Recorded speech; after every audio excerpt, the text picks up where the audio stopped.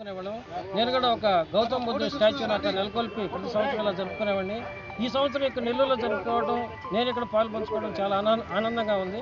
అయితే గౌతమ్ బుద్ధుడి చరిత్ర గురించి, ఆయన యొక్క పరిణామాల గురించి మన మిత్రులందరూ వినిపించారు. అయితే ముఖ్యంగా నేను చెప్పొచ్చేది ఏంటంటే, ఈ యొక్క గౌతమ బుద్ధుడు యొక్క మార్గం ఓన్లీ జ్ఞానం నుంచి ధ్యానం నుంచి మన యొక్క జీవన విధానాన్ని మార్చుకునేటువంటి సంకల్ప దిశగా ప్రస్తుతం ఉన్నటువంటి ప్రపంచంలో ప్రతి ఒక్కరూ టెన్షన్ లైఫ్ను అనుభవిస్తున్నారు. ఈ టెన్షన్ నుంచి విముక్తి పొందాలంటే ఓన్లీ మెడిటేషన్.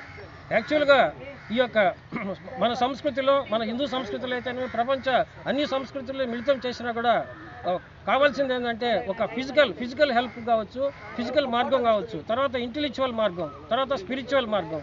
అయితే మన గౌతమ బుద్ధుడు ఓన్లీ ఫిజికల్, ఆ తర్వాత ఇంటెలెక్చువల్ మాత్రమే ఆయన చెప్పదలిచాడు. స్పిరిచువల్ దాకా వెళ్ళలేదు.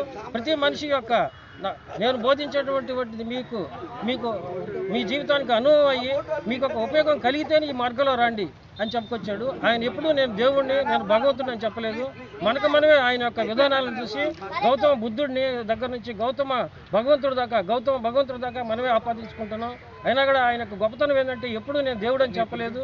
అందుకే ఆయన యొక్క స్పిరిచువాలిటీ, ఆయన యొక్క ఫిజికల్ హెల్ప్, అతని యొక్క మార్గం ఓన్లీ అక్వైర్ ది నాలెడ్జ్ గురించి ఆయన ఎప్పుడూ చెప్తున్నారు. ప్రతి మనిషికి కావాల్సిన నాలెడ్జే. ఆ నాలెడ్జ్ మనం పొందిన తర్వాత ఆ నాలెడ్జ్ నుంచి మనం ఎలా బయటకు రావాలి?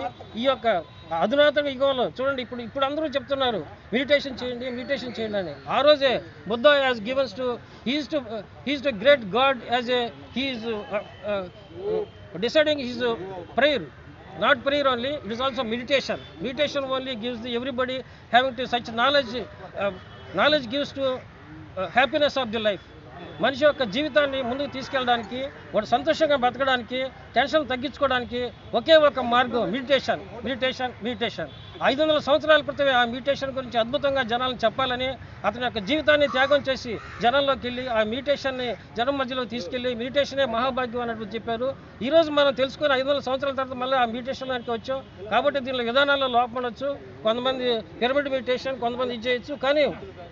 కానీ మొట్టమొదటిసారి గౌతమ బుద్ధుడే ఈ యొక్క మెడిటేషన్ ముందుకు తీసుకెళ్ళాడు.